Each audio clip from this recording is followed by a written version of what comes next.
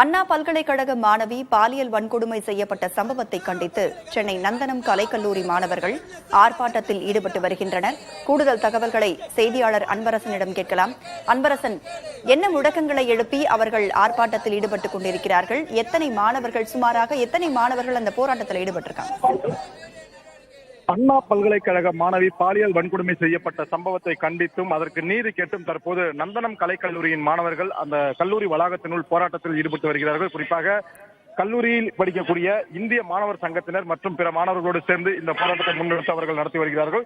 குறிப்பாக அண்ணா பல்கலைக்கழகத்தில் கடந்த 23ஆம் தேதி பல்கலைக்கழகத்தில் படித்த மாணவியை கோட்டூர்புரம் மண்டபம் தெரு பகுதியைச் சேர்ந்த ஞானசேகரன் என்பவர் பாலியல் வன்கொடுமை செய்தார். இந்த வழக்கில் அவர் கைது செய்யப்பட்டார்.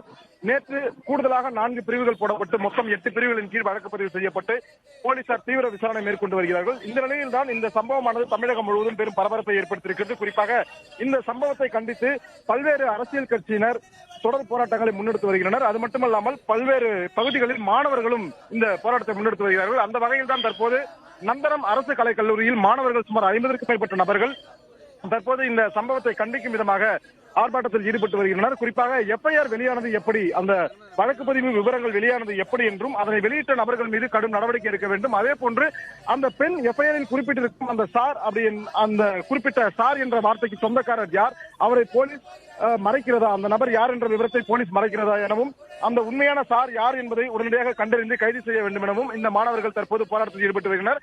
அந்த காட்சியை தான் நமது ஒளிப்பதிவாளர் திரு நரேஷ் அவர்கள் காண்பித்துக் கொண்டிருக்கிறார்.